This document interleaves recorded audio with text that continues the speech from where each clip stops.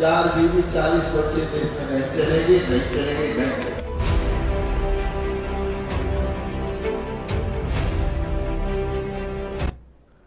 नमस्कार, स्वागत है आपका के न्यूज में। आप देख रहे हैं 2024 का महासमर और मैं हूं आपके साथ विशाल पंडित। कुछ अंश सुन के आप समझ गए होंगे कि आज हम बात किस पर करने वाले हैं। कई बार के सांसद इस बार फिर से अपनी लोकसभा उन्नाव में ताल ठोक रहे साक्षी महाराज एक बार फिर से अपने पुराने काम पर लग गए, यानी विवादित बयान देने पर। 5 लोग ऐसे बयान दे चुके हैं जिनका मतलब कुछ और था। अब उसमें छठा नाम जुड़ गया है साक्षी महाराज का, जिन्होंने फिर से एक बार बातों ही बातों में संविधान बदलने वाली बात कही है। सीधे तो नहीं कहा। इसी पर आज हम बात करेंगे विवादों के महाराज पर।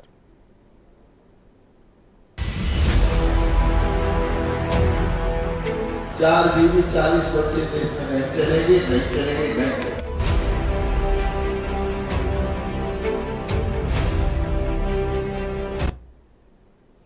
यूपी के उन्नाव से बीजेपी सांसद साक्षी महाराज पर अक्सर अपने बयानों को लेकर सुर्खियों में रहते हैं।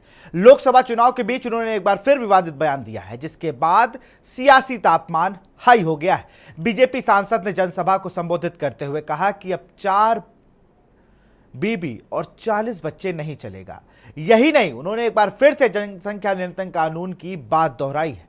साक्षी महाराज को बीजेपी ने इस बार फिर से उन्नाव से ही टिकट दिया है। इन दिनों वो अपने क्षेत्र में लगातार चुनाव प्रचार कर रहे हैं और जनसभा को संबोधित कर रहे हैं। बुधवार की देर रात विधानसभा भगवंत नगर के बीघापुर में जनसभा को संबोधित करते हुए साक्षी महाराज ने अपनी पुरानी फॉर्म, जो उनकी है ना कि पुरानी फॉर्म में नजर आए। उन्होंने कहा कि अब 2 काम रह गए हैं। मोदी जी के प्रधानमंत्री बनेंगे तो 2 काम करने के बाद ही आपके बीच में आएंगे। और वो 2 काम है क्या, ये साक्षी महाराज की जुबानी ही सुन लीजिए। बीच में आएंगे, एक काम, 2 काम रह गए हैं और दोबारा मोदी जी प्रधानमंत्री बनेंगे तो 2 काम करके हम आपके बीच में आएंगे। एक काम है जनसंख्या नियंत्रण कानून। इस देश में जनसंख्या नियंत्रण कानून, हम दो हमारा एक, जो भी कानून बनेगा एक बनेगा। 4 जीबी 40 बच्चे देश में नहीं चलेगी, नहीं चलेगी, नहीं चलेगी। सोसा की तरह बढ़ाता चली जा रही है जनसंख्या। जमीन कम होती चली और जनसंख्या बढ़ती चली जा रही है। कहां रहेंगे, क्या खाएंगे, कहां पैदा करेंगे? इसलिए जनसंख्या नियंत्रण कानून बनना राष्ट्र में बहुत आवश्यक है और मुझे लगता है आने वाले वर्षों में इस काम को माननीय मोदी जी के नेतृत्व में।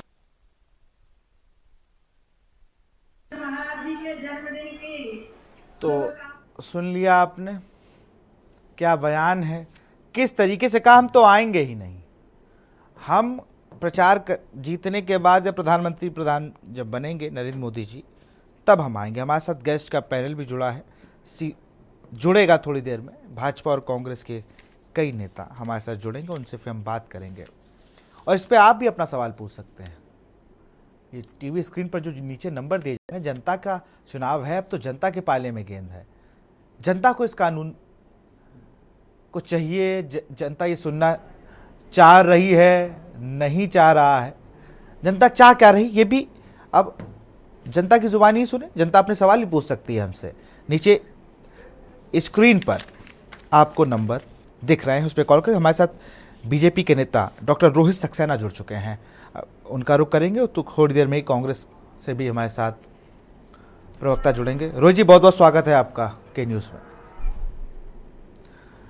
ये पहली बार नहीं है जब साक्षी महाराज इस तरीके से बयान देते नजर आए हों, लेकिन तब भी इसमें मुझे नहीं लगता इस बयान में कोई खराबी है।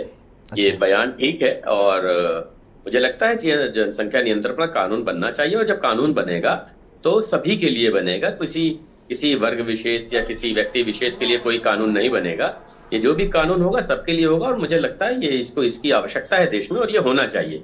इसको मुझे नहीं लगता इस पर कोई राजनीति होनी चाहिए, क्योंकि ये बयान ठीक है और भारत में जनसंख्या नियंत्रण की बात अभी से नहीं हो रही, बहुत समय से हो रही है।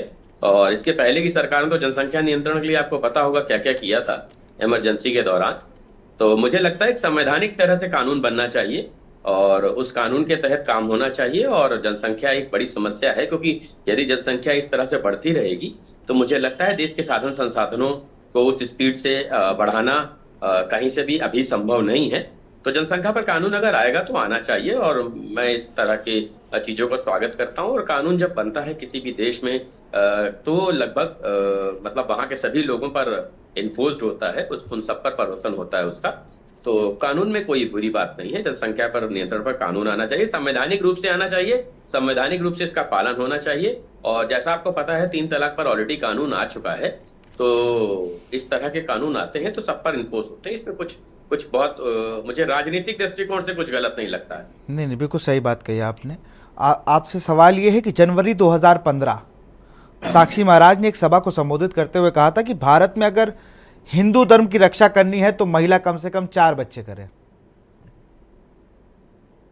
देखिए उन्होंने किस संदर्भ में इस बयान को कहा था। फिर वही बात आ गई, संदर्भ की बात है तो ये बयान किस संदर्भ में है आप वो बता दीजिए। मैं वही कह रहा हूँ कि उस संदर्भ में अगर उन्होंने किस संदर्भ में यह बयान कहा तो मुझे उस समय का कुछ आइडिया है नहीं, क्योंकि मैं शायद उस बयान से बहुत रूबरू नहीं। अगर आपने ऐसा कहा है और उन्होंने कहा होगा तो बेहतर होगा इसका, क्योंकि अभी शायद थोड़ी देर में साक्षी महाराज भी आपके साथ जुड़ेंगे।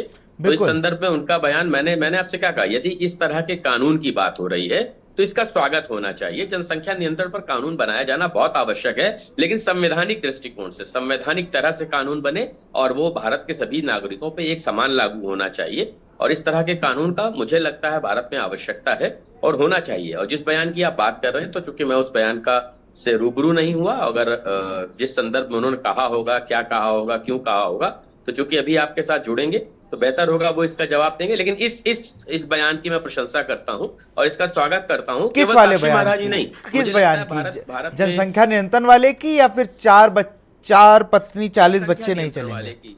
मुझे लगता है जनसंख्या नियंत्रण वाले पर मतलब काम होना चाहिए, सरकार को इस पे काम करना चाहिए। दूसरे बयान से कितना इत्तेफाक रखते हैं आप? नहीं, देखिए मैंने आपसे क्या कहा, क्योंकि मैं उससे बहुत रूबरू हुआ नहीं हूं। नहीं, इसी में 2 बयान थे, 2 चीजें थी। उन्होंने पहले कहा कि जनसंख्या नियंत्रण कानून की हम बात कर रहे हैं, और दूसरा उन्होंने कहा, वो दूसरी चीज उन्होंने बताई, उन्होंने कहा कि 4 बीबी 40 बच्चे नहीं चलेंगे। ये भी कहा उन्होंने। नहीं तो नहीं चलने चाहिए। देखिए एक बात समझिए, और फिर भारत के परिवेश की बात करूं विशाल जी, तो हम लोग जिस सभ्यता से जुड़े हैं, जिस परंपरा से जुड़े हैं, हम लोगों को यही सिखाया जाता है कि हमें अपने परिवार के साथ रहना चाहिए, परिवार को बांध के रखना चाहिए, और परिवार के लिए ही हमारा जीवन जो है कटता है। हम लोग सही मायने में एक तपस्वी का जीवन अपना रहे हैं। हम लोग पारिवारिक सांसारिक तपस्या के रूप में इसको अपना रहे हैं, अपने परिवार का भरण पोषण करते हैं, उसके लिए सर्व कुछ करते हैं। आप समझिए, एक जब बैचलर लाइफ होती है, आपकी प्राथमिकताएं बिल्कुल अलग होती है। आपको रोहित जी रोकूंगा, एक दर्शक हमारे साथ जुड़ चुके हैं, एक दर्शक हमारे साथ जुड़े हुए हैं, प्रेम चेन्नई से। प्रेम जी अपनी बात को रखें। नमस्कार सर, मैं ये बोल रहा हूँ कि हमारे प्रधानमंत्री साहब जब चिताओं की आबादी बढ़ाने के लिए बाहर से चिता लेके यहाँ छोड़ के उनकी आबादी बढ़ाना चाहते हैं, तो क्या ये जनसंख्या कमती कर सकते हैं? कैसे होगी जनसंख्या कमती, ये बताएंगे ये लोग? ये सोचते हैं कि जनसंख्या कमती करने से हमारे ऊपर भार कमती पड़ेगा, आगे आने वाली पीढ़ी सुखी रहेगी। अरे तो ये शादी करना मना कर दे, यहाँ पे बोले कि भारतवर्ष में शादी नहीं करेंगे आप लोग। बच्चे पैदा करने के लिए कभी कुछ लाते हैं, अरे कुछ तो सोचिए। जानवरों की आबादी बढ़ाने के लिए चिता लाते हैं, उसके लिए करोड़ों अरबों रुपए हमारे प्रधानमंत्री साहब खत्म करते हैं कि ये प्रजाति विलुप्त हो रही है। जब हम प्राणी विलुप्त हो जाएंगे तो प्रधानमंत्री साहब क्या करेंगे? उनको कितने दिन रहना है? 10 साल, 5 साल, 30 साल रहना है, उसके बाद हमारी प्रजाति भी वो खत्म करके जाएंगे यहाँ से। ये साक्षी जी महाराज कभी कुछ बोलते हैं, कभी कुछ बोलते हैं, क्योंकि एक दूसरी आबादी में 4 शादियां हो रही है, उसको झमेला लेके आबादी बढ़ाने की बात करते हैं। अरे किसका परिवार है, किसका परिवार नहीं है? भगवान ने दिया किसको धन है, किसको नहीं धन दिया है, वो तो राम जी की मर्जी है। उसके लिए आप दूसरों को गरीब बना देंगे, दूसरों की अमीरी की चर्चा करेंगे, ये तो कोई मतलब नहीं है सर। उसके लिए एक संगठित चीज होनी चाहिए। हमारे प्रधानमंत्री साहब कहाँ गायब रहते हैं सर? उनको आबादी से क्या चीड़ है, मेरे को समझ में नहीं आता है। उनको परिवारवाद से क्यों चीड़ है? क्यों परिवार को नष्ट कर दिया उन्होंने? क्यों एक स्टेट में लड़ाई करा रहे हैं? क्यों जाति से लड़ाई करा रहे हैं? खाली एक कुर्सी के लिए। सर 2014 में आए वो प्रधानमंत्री, 2024 पे नहीं आइए। ये मुश्किल है। बिल्कुल, बहुत बहुत धन्यवाद प्रेम जी अपनी बात को रखने का। रोहित जी के पास चलेंगे। रोहित जी, प्रेम जो दर्शक चेन्नई से थे, इनका सीधा सवाल है कि प्रधानमंत्री को आबादी से दिक्कत क्या है, उनके नेताओं को दिक्कत क्या है, और ये आबादी बढ़ाने के लिए जब चीते भारत में लाए जा सकते हैं और तो फिर हम लोगों को क्या विलुप्त करना चाहते हैं इंसान? ये प्रेम जी का सवाल है। देखिए, मुझे ऐसा लगता है जिन भी सज्जन ने आपसे सवाल पूछा है, क्योंकि उनका कोई राजनीतिक सरोकार नहीं होगा तभी वो इस तरह के सवाल पूछ सकते हैं।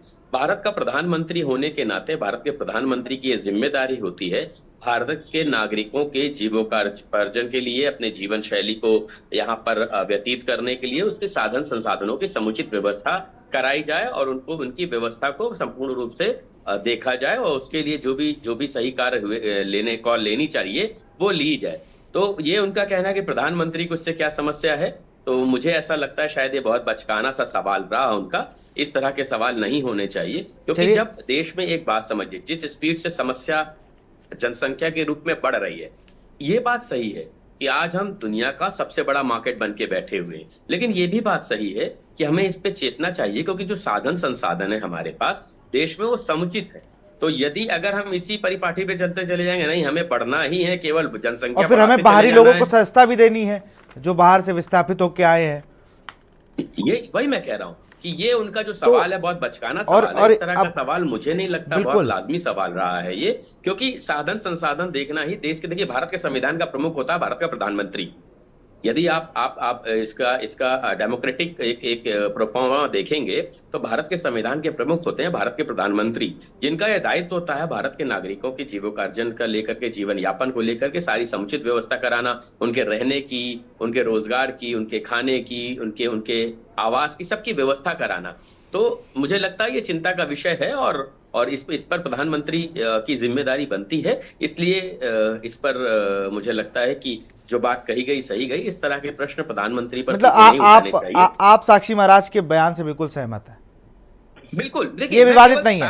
और नहीं, अगर मैं बयान की बात करूं, मैं बयान की बात कर रहा हूं। अरे मैं तो आपको 2-3 मिनट दे रहा हूं, मैं तो बस मेरी बात खत्म है, फिर मैं आपके पास आ जाऊंगा। आप ये बता दीजिए, 4 बच्चे, 4 बीबियां, 40 बच्चों की बात कर रहे हैं।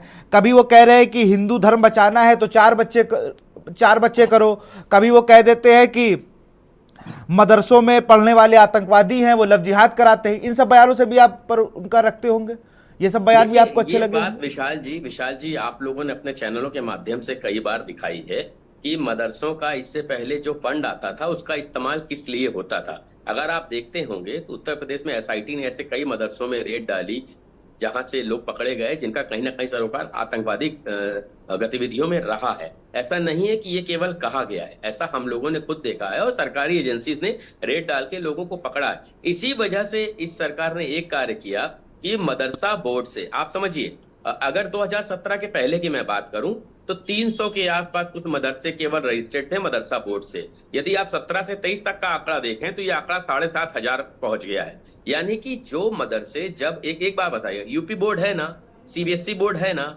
आईसीएसई बोर्ड है ना, तो जब मदरसा बोर्ड था तो क्यों नहीं इन मदरसों ने ये एक प्राथमिकता के तौर पर उसमें अपना रजिस्ट्रेशन कराना चाहा? क्योंकि जब एक सिलेबस से आप पढ़ाएंगे, एक प्रॉपर प्रारूप होगा, आपका सिलेबस, बच्चे एग्जाम देंगे, उनकी मार्कशीट पे सरकारी मोहर लगी होगी, तो उनकी शिक्षा की मान्यता अपने आप बढ़ जाती है। यदि आपकी मैं बात करूं, मेरी बात करूं, मैं यूपी बोर्ड से पढ़ के आया हूं, मुझे आपका नहीं पता आप यूपी बोर्ड से या सीबीएसई बोर्ड से, मैं भी यूपी बोर्ड से पढ़ के आए, उसमें सरकारी मोहर लगी है, मान्यता लगी है कि हाँ आपने एक तय सिलेबस जो सरकार का था उससे शिक्षा प्राप्त करी और इस जगह पर आपकी शैक्षिक योग्यता ये है। इसके पहले देखिए क्या होता था, जो भी बच्चे मदरसे से पढ़ के आते थे, क्योंकि मदरसा बोर्ड से अपलेटेड नहीं होते थे तो उनको मदरसे बोर्ड की मार्कशीट भी नहीं मिलती थी।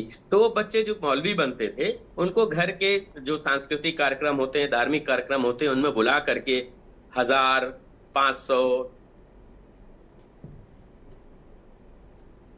करता था। तो उसके बाद क्या हुआ, जब अगर मदरसा बोर्ड से जब अपलेशन हो गया, तो जब मदरसा बोर्ड की मार्कशीट आपको मिलेगी, तो जब भी उर्दू की शिक्षक की वैकेंसी निकलेगी, जब भी आपके दीनी तालीम के लिए किसी भी जगह पर सरकारी संस्थान में वैकेंसी आएगी, तो आपको उस पर प्राथमिकता मिलेगी। तो इस सरकार ने इसमें भी पहल किया। और मैं आपको एक तरफ इसका ध्यान लाना चाहूंगा, जो लोग कहते हैं कि भारत में जो भाजपा सरकार है वो मुस्लिम विरोधी है। यदि इस बार आपने आईपीएस के परिणाम देखे होंगे तो हाँ, आजादी के बाद 51 से सबसे ज्यादा मुस्लिम इस बार सेलेक्ट हुए हैं। 51 हुए, यानी पिछली ये बार तो 29 हुए थे, उससे मुस्लिम पहले विरोधी होने 26 का हुए थे। जो तमगा लगा रहे थे ये लोग, मुस्लिम उससे विरोधी कहीं ना बात कहीं नहीं हो ICS के रही परिणाम यहाँ ने ये यहाँ दिखा दिया ऐसा कि नहीं, हम ऐसा शिक्षा पर जोर दे ऐसा रहे हैं। नहीं है। अब एक बयान और भी था, मैं तो बयानों पे ही चर्चा कर रहा हूं ना। दो, आपको क्या लगता है कि अगर भूकंप आएगा तो उसके जिम्मेदार क्या डॉक्टर रोहित सक्सेना होंगे या विशाल मिश्रा होंगे? क्या लगता है आपको? नहीं, देखिए ये दैविक आपदा है। तो दैविक बस आपदा बस के लिए बस बस अब मेरा सवाल यही है दैविक कि आपदा के लिए 2015 में साक्षी महाराज ने कहा कि राहुल गांधी केदारनाथ गए थे, भूकंप आ गया।